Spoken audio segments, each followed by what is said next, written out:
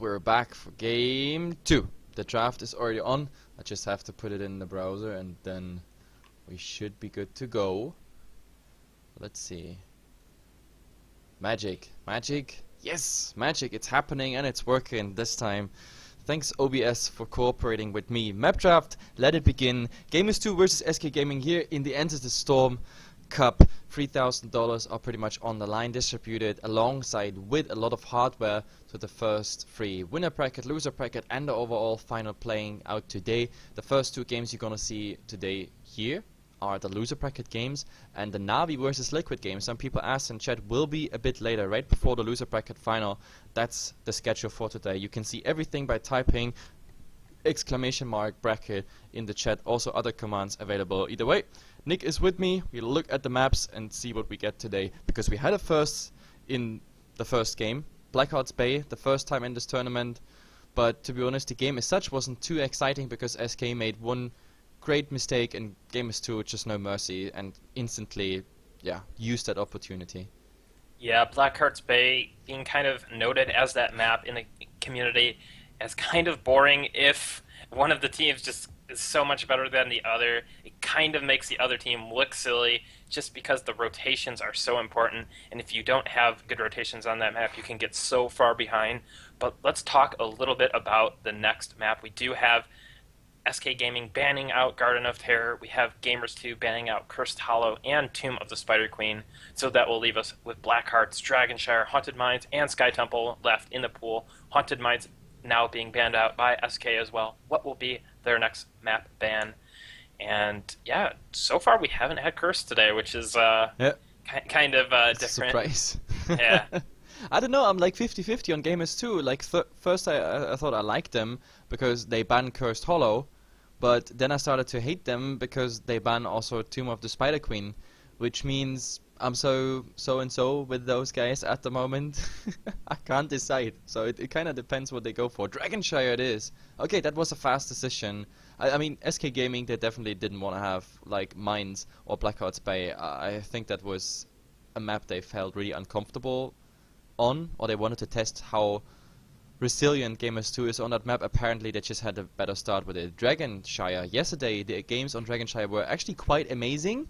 2 games. The first one, I can't even remember who that was. Navi Liquid was one, right? Oh yeah, Navi and Liquid. The unfortunate disconnect issues from Navi. True. Yep. That was so very close of a game, but yeah, that's the highlight game from yesterday on Dragonshire. I'm trying to remember what the other game was. I feel like it might have been Gamers2 Liquid, but I can't say for sure. But let's get back into this draft. We did have that first ban on Thrall from Gamers2, once again banning out the War Chief from SK Gaming. SK Gaming did pick Thrall in some games yesterday, so we do have the ban on Illidan coming out from SK. And what will be the first pick here from Gamers2? Bala. Or Sylvanas. Just a random guess. With Gamers2 you never know, because I mean the first draft surprised me in many ways, so I don't even dare to tell. I have to think it could be Jaina here. Jaina being one of those premium picks available in this patch and still available to pick here. And we've seen Gamers2 really like that Jaina, but actually it is going to be that Sylvanas on Dragonshire. Oh well, but now it means they can choose 2 of their liking, which means they can go for a combination and you can't block it out. I mean, both didn't like the Uther, which was a very, very big surprise to me, because all the other games, like, Uther was always picked most of the time. Like, if we didn't have Uther, they had a specific plan for their draft. There was always like some sort of master plan in the background that justified not going for Uther. But let's see what we're gonna get here. Well, Gamers2 really like Sylvanas with that Wombo combo, as we discussed in the last draft. So getting Sylvanas, I have to feel they're really comfortable with. They really have been practicing. You can tell they've been practicing the Sylvanas Wailing Arrow combo with other heroes, which can be so very potent. Namely with heroes like Zagara, like Jaina, like Malfurion. So they gotta feel really nice having that Sylvanas pick. Plus Sylvanas has such devastating pushing power, so that will also come into play in this game. And you're saying they already picked because my OBS is not picking it up again. Well, Gamers2 did pick that Sylvanas. I don't have a pick yet from SK Gaming. If you refresh, it should fix any issues. Okay, Yep. now we do have Sergeant Hammer coming out from SK Gaming. SK Gaming, really one of the teams that have favored a lot of Hammer, even in this patch. Hammer being still a very strong hero pick, but I don't know about picking it this early on. I don't feel like they need to draft it that early. Well, is there Gamers2. something that actually counters SGT just straight off the bat? Well, Stitches can be a nice pick against Sergeant Hammer. Also, other kind of like roaming combinations like Diablo and Tyrande. But I feel that they didn't need to pick Sergeant Hammer that early. We definitely have a kind of a tell from Gamers2. If they go for that early Sylvanas, they most likely want to go for some kind of Wombo setup. But we did have ETC coming out from SK as well, a very nice tank pick. But on the Gamers2 side of things, we have that Uther pick coming, and we'll have to see what goes with him. Yeah. It'll be Tassadar. Tassadar Uther combination, so nothing new there. Gamers2 are going back to the old school draft. About SGT, yesterday we had like 3 or 4 SGTs, and I think most of them won their games, which was very interesting. The Napalm Strike, and you talked a bit about it, like the level 20 ultimates, like the improved Napalm came out, and they used it really just in slow siege situation, like with decays together, with garden terrors together, or just like 5 men standing in front of your fort and yeah, saying hello. The super long range on Napalm is something you can actually cast from a safe distance, and unless the enemy team engages you, you can pretty much bring down even a fort within 6-7 shots. Yeah, Advanced Lava Strike, the level 20 upgrade for Napalm Strike on Sergeant Hammer being so very strong. The range and damage are so incredible. But we do see a lot of players preferring that Nexus Frenzy as well at level 20. I kind of feel like SK Gaming might be more of a Nexus Frenzy team. We've only seen, well, personally, I've only seen a couple different teams go for the Advanced Lava Strike. One would be Tempo Storm from the North America side of things, and I couldn't remember exactly what team we saw. I think it was Team Liquid yesterday we saw with that Advanced Lava Strike. Yep. But I think all of the hammers they picked the Advanced Lava Strike. That's what I try to say pretty much. None of them picked any other talents for more right clicks. For example, the how you call it, Storm Fury, something like that. Yeah, Nexus Frenzy. Nexus Frenzy. Increased range and attack speed can be really devastating on Sergeant Hammer, especially if you go for the Giant Killer Executioner talents at 13 and 16 respectively. But we do have a Jaina and Zeratul coming out from SK Gaming, so interesting picks here for sure. Yep, definitely. And I mean, Zeratul, unfortunately I'm not showing your face at the moment on the stream, but like everybody knows when Nick sees a Zeratul, he's super excited. So yes, he's smiling. He's smiling because we have a Zeratul and he's coming today. But also on the other side, this is a first. This is absolutely first. We haven't seen a Kerrigan. We both have not casted a Kerrigan together yet. We had some games. I think the first games yesterday where it was banned twice, but now she's coming and we have her in action. Yeah, Kerrigan being a strong pick on Dragonshire since the mid and bottom lanes being so close together, the roaming potential and gank potential of Kerrigan, so very nice on this map. And having that Uther on your team is nice as well because you can protect Kerrigan with Divine Shield.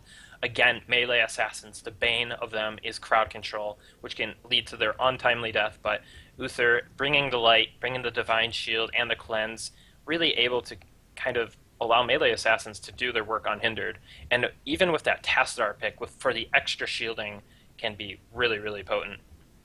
Yep, definitely. I'm a bit looking for like what nice combination can actually Kerrigan go for, but we don't really have the best timing there. That's the problem. I mean, now Arthur's makes sense. Yeah, the blast plus the stun by Kerrigan, that is something you can actually put on top of each other. That's really nice.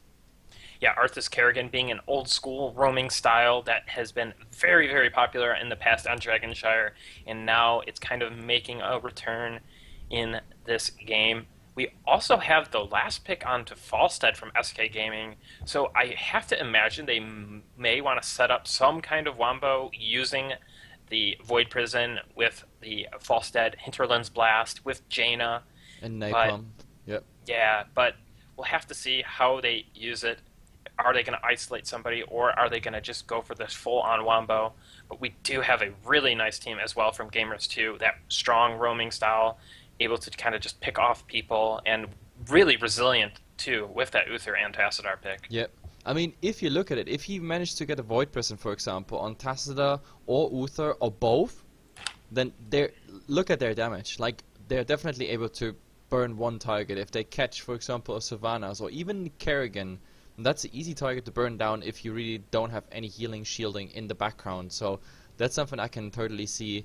And to be honest, I don't know. I'm pretty certain, 100%, that this is going to be a Void Prison Zeratul. I don't think we are. Yeah.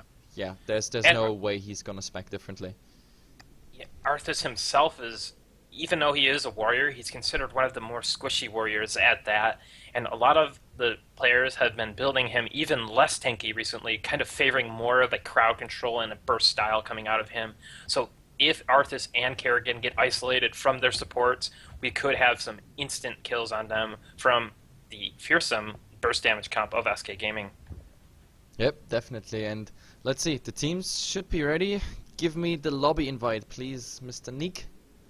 I don't believe the lobby has been created yet. I'm just looking at my friends list here, and I do not see either Gamers2 or SK Gaming yet in a lobby, so just have to stand by. Okay, now we do have the lobby invite coming out from Gamers2, and I'll give you an invite here. Perfect. Yeah, finally, there the lobby goes. The teams are a bit slow today, but I guess it's relatively early. It's weekend, it's early, it's Sunday.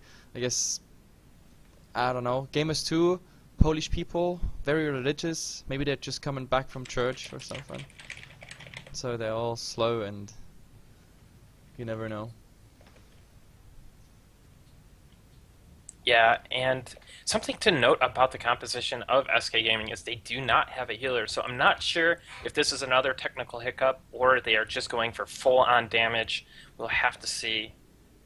Okay, so what I'm hearing is Falstead is Brightwing, but this is from the Gamers2 side, so we'll have to confirm with SK Gaming if that's going to be the Brightwing, which Yeah. I have to imagine it will be.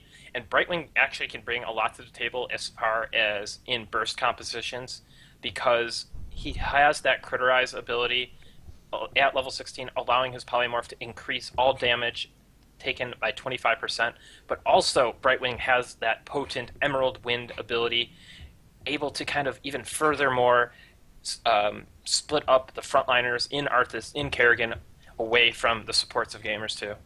Yeah, it seems like something's going on with the lobby as well. Just problems after problems today. I guess we leave this one and join the next one. Yes, yes. Oh, Nick, help me through this. Chaos. Oh, I got you, I'm inviting. So much chaos. Finally. Oh, yes. This looks good. 10 players, 2 casters. We're actually ready in the right lobby with the right map, with the right drafts and everything. Oh, Jesus, yes. The ready button, and we go. So guys, this is game number 2 in the best of 3 SK Gaming versus Gamers2 in the loser bracket. It's 2 more loser bracket games coming, and then we actually have all the finals. Loser bracket, winner bracket, and the overall final, which will be, by the way, a best of 5. You can all see that, of course, in the bracket. Correction from the draft, Brightwing was Falstad or vice versa. I don't know what was going wrong. Like maybe one of them disconnected or had a slight hiccup whatsoever. That's the biggest problem we have at the moment, that like someone is not having, I don't know, something's going wrong with the browser or has a small disconnect whatsoever, and then the timeout draft happens. But let's see. Yeah, really eager to get in this game. It's going to be different styles kind of clashing. Will Arthas and Kerrigan reign supreme? Will they get the picks they need, or will they be separated from their team and ultimately killed off? We'll have to see which team plays out their style better here on Dragonshire. Yeah, and the chat today is also pretty hilarious, I have to say. I definitely love this one. There are like some pretty funny comments. Either way, let's go let's hop in game and let's hope the last one is actually agreeing with us. Of course, I missed the sides again, so I just hope SK is on the right side today, or on the left side again. Yeah, it's actually going to be. Oh, man, I don't know actually at this point. I love it. Like I always forget as soon as the lobby ready screen comes up. But let's see, 10 out of 10 players. We will see it just in a second, so I can update the score, and everything should be fine. But as usual, Heroes of the Storm, it doesn't care that 10 out of 10 are ready. It just takes a lot of time. Yeah, sometimes it takes a bit of time to get these games going, but really looking forward to this next game. Man, it's really exciting to see the Arthas Kerrigan roaming style. It can be such a devastating combo, but will SK Gaming play smart? Will they, kind of deal with the roaming and ganking style, or will it be their demise? We'll have to see here. And still just waiting for the game to start. We have 10 out of 10 players ready. Just waiting, I guess, to hear from SK Gaming. No, I mean, like at this point, aren't we just waiting till the client finally decides to move on? Or is anyone actually not ready, and it just says 10 out of 10 ready? I think we're just waiting on the host to start it, and yeah, here we go. We're gonna get into game 2 here between SK Gaming and Gamers2. Finally, it took a bit of time. Dragonshire, so as I said yesterday, our Dragonshire game was pretty much interrupted by that incident of Cilium losing his internet, having to change his IP, and it was a first for you and me because we didn't know if it's actually possible to log back into a game after you changed your IP, your internet provider. Apparently it's not, for obvious reasons. I mean, I thought about it, and obviously it makes a lot of sense that you're not allowed to do that. But yeah, that interrupted our nice Dragonshire game, but today we have, of course, let's just hope no such problems. Either way, the sides are actually correct, so let me just update the score and everything should be fine. Gamers2 is 1 point ahead in a best of 3, which means we have, SK Gaming under pressure. They need to get this win. They need to win this map, otherwise they're out. There's no return out of the loser bracket. Yeah, they are up against elimination, so they have to do very well in this game, and we do have both teams kind of riding into the center here. A very common first move on Dragonshire. Yeah, very common. We saw that against the other teams as well, but Howling Blast there being just dodged by a nice blink. This was the first hello. Both teams say like, yup, this is the real ready check on Dragonshire. Nothing really happened. Even the mines are getting cleared out by Snitch. But oh, there's the siege mode. And oh, nice. Araki actually getting hit, being pretty low. But it won't be enough to get a kill. However, he's already forced into using the well. And now we have to see when they start rotating. Yes, now the rotations are coming. Sergeant Hammer is ending up top. Pretty much the same role he played on Blackheart's Bay. And now bottom. Oh, there's a nice rotation. Aragi again in trouble. Howling Blast hitting there. But I don't think they're going to get enough damage. But man, this poor cow is going to get quite some harass. Not to mention that they're going to lose some XP here in that bottom lane. So kind of bad news. They have to circle around, come from, well, their building site pretty much. Yeah, unfortunately, the Kerrigan of Gamers2 missing that Kerrigan combo onto ETC. I feel like he could have died should that combo have hit, because the Arthas follow-up route was good there. But Araragi getting away with his life, and we now have right wing porting down to the bottom lane.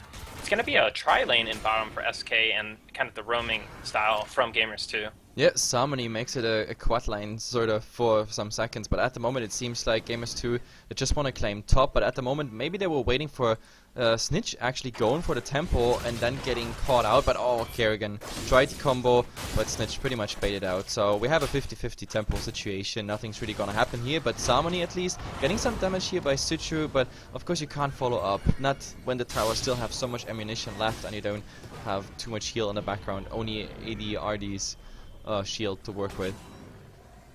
Yeah, and we have Sylvanas controlling that top shrine and SK Gaming controlling that bottom shrine, so neither team having double control here, and Arthas and Kerrigan roaming down to the bottom lane here. Well, looks like they're going to actually just go for it, their Siege Giant camp, so this is a nice little thing, having that roaming combination, able to just kind of take mercenaries at your own kind of convenience. Yep. And we have Sylvanas with really good pushing power, allowing her to keep that control in top. So.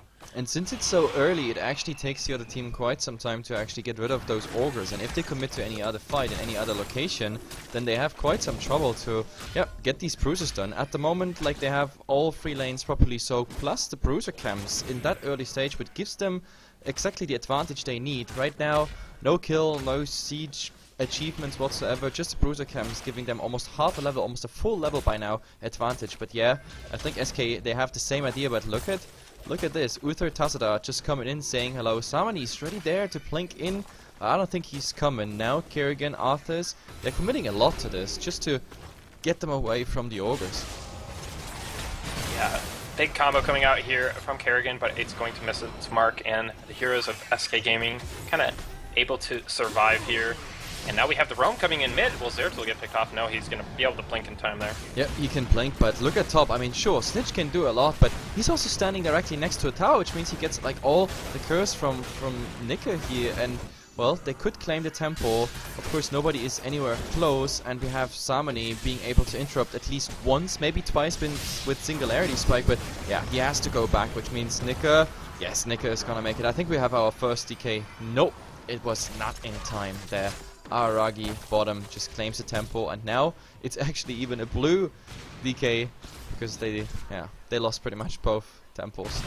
Yeah, Sylvanas got pushed back in the top lane, but we do have an engagement in bottom. Bakery getting picked off there by the Kerrigan of Gamers2.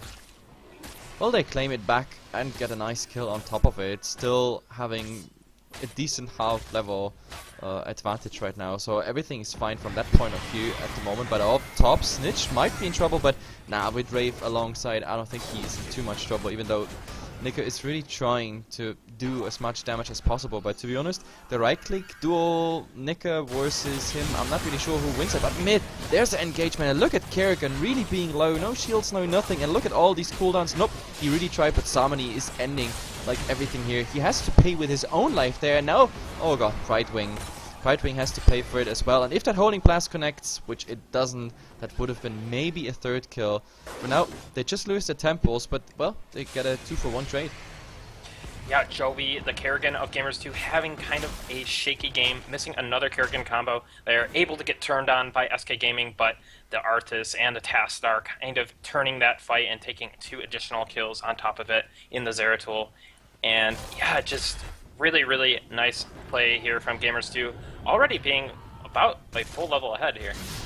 Oh, Sarmony, well, he was spotted out there, got some damage off and just blinks away, so that was not really worth anything. But, well, we have Rave. Looking at the talents now, I also know how he got Bribe, and apparently he just used it on the Ogres. It's quite interesting on this map. I mean, you have tons of bruiser camps here on this map, so Bribe is something that's pretty much worth it on Dragonshire. Yeah, Bribe, really, really popular pick on this map. Been falling out of favor a little bit, but I think it's mainly just because a lot of teams haven't been playing Dragonshire as much as some of the other maps like Cursed and Sky Temple. But we do have that level 10 talent tier and Power Spike now for Gamers2. Will they try to force something here? Will they try to force a fight, possibly a Dragonite? SK Gaming has to be careful. They do not want to get engaged on while they do not have their heroic abilities. Well, they have about 20 to 30 seconds till SK catches up with like this, and well, Bakery is getting hit, but it's just not enough. Oh, he's getting pulled back. It's ton of damage, but Leo was not there for the follow-up stun, so this is really bad. And even the ultimate of Kerrigan just being used to zone them. This was not what I expected out of the level 10 talent. So for now, it's really just a bit forth and back. The temples again in a 50-50 split, and both teams now level 10. So if they want to fight, if they really want to commit for a bigger fight, it could be now ETC holding on to that level 10 ultimate. We have to see what it is, and it's Mosh Pit. For a change, it's Mosh Pit. Yeah, it's very interesting. I'm trying to think what interrupts that Gamers2 actually has. They do have the Uther stun possible, but it's gonna be a Dragonite here for Gamers2, and Zarmony actually dropping his Void Prison on it, afraid he could get picked off there. Yep, also top, they try to go on the Savannahs, but yeah, she's really fast and escape. But oh, there's a rotation. They want to go on Rave here. He got the poison, he got the silence, everything up. Citru is gonna finish it, and now Kerrigan wants to go even more, gets, well, pushed back a tiny bit, but now, oh my god, there it is. That should be the damage. That's an easy 2-for-0 trade, and they get a DK on top of it. That happened in the meantime mid, and the DK, well, is hanging around here. 30 seconds left. He just got the tier 1 defense line pretty much, and now he's rotating bottom. That is pretty much the nicest start you can have into the first DK phase. Nice attempt by Zarmany here to try to pick off Sylvanas Nicker from Gamers2, but not going to happen. Looking for the Hearthing hero, not going to find her. Just got out in time there. But now we have Arthas and Kerrigan converging on middle once again, clearing out this wave and looking for what they can do here. And looking like they might want to push in a bit.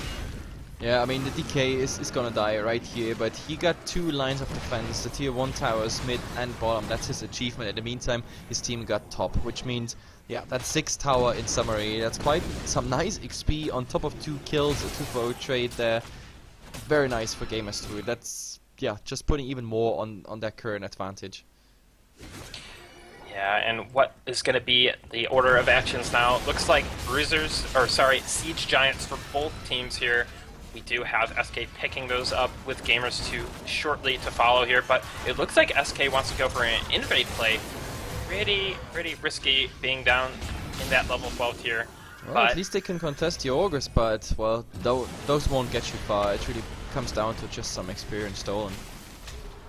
yeah, it's going to deny a little bit of pressure against them, but really a nice move there, knowing that Gamers2 was out of position. But had they taken a fight there, it could have been bad. So SK Gaming going to want to clear up these bruisers in the top lane and get level 13 so they can be on an even talent tier should they decide to fight.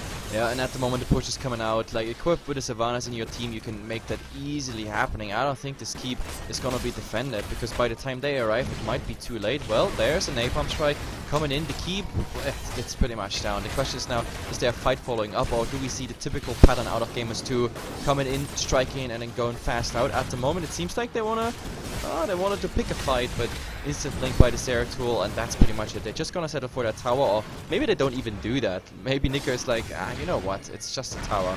The XP value, not the biggest. They're just gonna go for that Bruiser Camp, while the other Bruiser Camp is still pushing top. I mean, it's not doing the greatest job, but tower already out of ammunition, so the automatic defenses are also going down. Still 2 levels advantage for Gamers2. Yeah, Gamers2 wanting to pick a fight there, as SK was not yet level 13, but now we do have the Shrines up. We do have SK on that level 13 talent tier as well. An attempted pick off onto Snitch, but he's going to be able to pop his thrusters and get away. And where will the fight take place? We do have Zarmany kind of keeping an eye on the middle there. And yeah, I have to imagine we'll have a fight before Gamers2 hits level 16. Yep, and I'm not really sure what's happening here, but Araragi, I think he wants to try something. I think that was a nice... I'm not really sure. Maybe that was a nice mosh pit attempt. There it is, on 2 actually, but they lost already 1. So I'm not really sure that's a fight you want to pick. The Sergeant Hammer is not even there, so at the moment it's a 5-on-4 situation with Sergeant Hammer just not being there. The Napalm helps to escape, but nope, I think we don't see anything further from that, but that was an awkward engagement for SK. Yeah, they lost their Zeratul really early on in that. The mosh pit was pretty decent, but Gamers2 responding quick enough, not enough damage there to follow up the mosh pit, and SK was forced to retreat. Yep, and we repeat the entire thing here in mid. They really want to go for it now. Brightwing, if Brightwing, I was just about to say it, if Brightwing gets either hit by Kerrigan, stunned there, or we have a Howling Blast, then it's the end of his life, and it exactly that happened. So another 30 seconds out on your healer. So it's not really the best time to pick a fight. They have to go back top. We're gonna get the tempo claimed by Gamers2, which means the next fight might be around the tempo in the mid. Oh, Samani! That is really close, that fight he picked there. Now also Bakery, they have to retreat. Well, at least the ETC got that 1 tempo, so they can't take a DK right now. And, oh, is there a turnaround attempt on the Kerrigan? Kerrigan alone, and of course, the Ogre's helping there as well. I don't know what that was, but it was very ballsy. That was a 1 versus 3 situation, and she just went for it. Yeah, Zhao Wei kind of showing a little bit of shakiness in this game, but Gamers2 in such a commanding position, taking out ETC for SK Gaming. But they have to be a little bit careful here. Arthas getting a bit low for Gamers2, but that Army of the Dead coming out, and It's he's a going to be able pretty to heal slow up. fight. I mean, where's the burst damage? But now there's the burst damage. I was just looking for it. Araragi, Jaina, both of them are already down. It's a 3-on-3 situation at the moment. It's pretty spread, but Samani now also getting hit by the tower. The blink is available, but they know where they are. Gamers2, do they let them escape? That's the biggest question. In theory, they could box them in, but it's at the moment not really happening. And of course, Brightwing also healing quite a bit. Kasada, well, you gotta be careful there. Singularity Spike directly. Well, it wasn't even dodged by that, but yeah, he has to go back. Arthas, however, he feels like fighting. Let's just go for it. 1 on 2 because Kerrigan is coming in, and there's the jump on Brightwing. Well, Ice Block just for a second, but if you time it right, it should be easy kill. And also Snitch. Snitch, you gotta be careful. He has thrusters. Yes, he's gonna use them. And I'm gonna think soon a DK for Gamers2. Yeah, SK Gaming, they're hard-pressed to stop this Dragon Knight. They've been doing all they can. They kind of took a favorable trade there, but then it started going more in the favor of Gamers2. They really need to get up to that level 16 talent tier, and they kind of have to move around the map and deny the Dragon Knight as much as possible, because they can just not take a straight-on 5v5 team fight at this point. Yep, and I mean, top, at least the ETC helps SK just by taking those temples, preventing the DK from happening. That's the only thing that stands between the DK and SK at the moment. But let's see, now in the mid, nobody else claims another temple, which means SK, they want to fight. They want to fight 18 versus 16, 2 levels behind. I'm not really sure if that's what you want, but at the moment we have everything available you need. And oh, look at the burst damage there. Araragi, he doesn't even get to cast anything. The Void Prison is coming out, but it's a 4-on-5 situation already. And now Howling Blast on Samani, blinking out. Can they get more? Brightwing doing really its best to just get the hell everybody healed up, but Snitch, well, Snitch, we need more damage off him, but look at all the heroic abilities, so much more available on Gamers2's side. They have trying to fish something, getting some stuns. Oh, Nika, yeah, that's Uther's ability coming right there, the heroic, just saving his life. And oh, they're trying to get the DK, now jumping for and back. Samani just tried to prevent it, forcing them even in more. The Ice Block being used, is there a timing on it? They don't even need it, that's an easy kill. Samani, the only one who can interrupt that DK right now. Singularity Strike twice cast on Jove, but this is a DK for Gamers2 here. Yeah, the story of that fight was really Araragi getting picked off way too early in the fight, getting Kerrigan combo, getting bursted down. So 2 Blood for Bloods on the side of Gamers2, so just a lot of burst damage. And yeah, he got picked off quite early in that fight. It looked decent for SK Gaming, and it was the best timing they could have taken there. Oh, but Samani. yeah, This time he doesn't make his escape, even with the blink, just no way. Getting picked off there is the Zeratul of SK Gaming, and we do have that level 20 power spike very, very close now for Gamers2. And this is really bad news. Like an enemy who is already in your base saying hello with another 35 seconds on a DK with tons of HP, something you have to defend. But Jove, he doesn't even care, standing just like a man, hitting that key because they know they're gonna ding 20 right here. They can go back and then maybe even pick a fight. All they have to do is maybe stall some time or just retreat completely. I think that's what's happening. Another 15 seconds on that DK left. It's quite interesting. They not gonna go for more with this, but yeah, the DK is anyway just dying right there.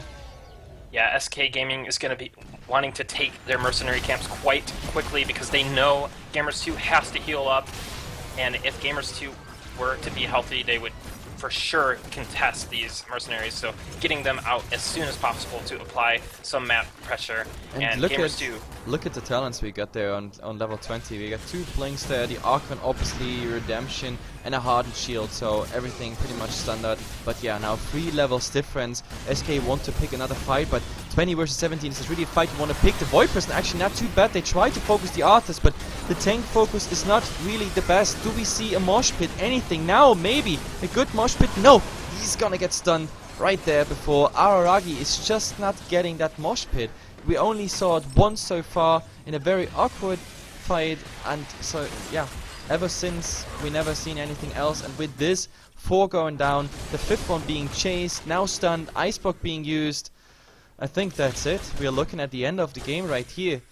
Because if Wraith dies as well, then I think Gamers2, they can just go for it, and yeah, the Kerrigan combination, they just finish it right here. There's no reason to hold back. I think we're looking at a GG, a very tiny one. I mean, 17 minutes, SK never were in a position where they could demand anything. It's just Gamers2, straight through. Yeah, SK Gaming taking a fight there that they did not want to take. I feel that was a big mistake there. They really needed to just kind of hold on till level 20, do what they can, but SK Gaming going out here 0-2 against the strong play of Gamers2. Yep, and they wish good luck to Gamers2, and indeed, I mean, Gamers2 yesterday, if you remember, Gamers2, when we hear that name, we always had like a certain memory from other tournaments, from the qualifiers, etc., and a very strong team in our memory. But yesterday, I think they underperformed a bit, ended up here in the loser bracket. But I think we saw a very distinct difference between SK and Gamers2. Gamers2 definitely in a better shape, better execution.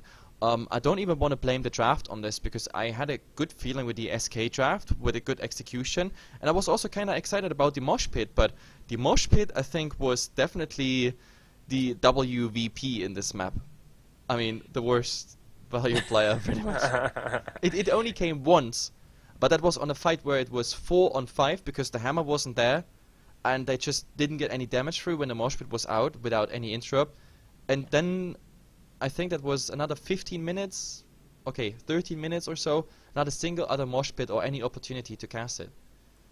Yeah, Gamers2 just kind of dominating the map with that roaming combination, and as you said, SK running a very technical team composition, so everything has to go just right in a team fight to actually win one. So yeah, a little bit shakiness there from the side of SK. We did see kind of similar from the Kerrigan of Gamers2. Joey did miss some combos here and there, but the composition and the play from Gamers2 overall as a team just proving to be a little bit too much there for SK Gaming.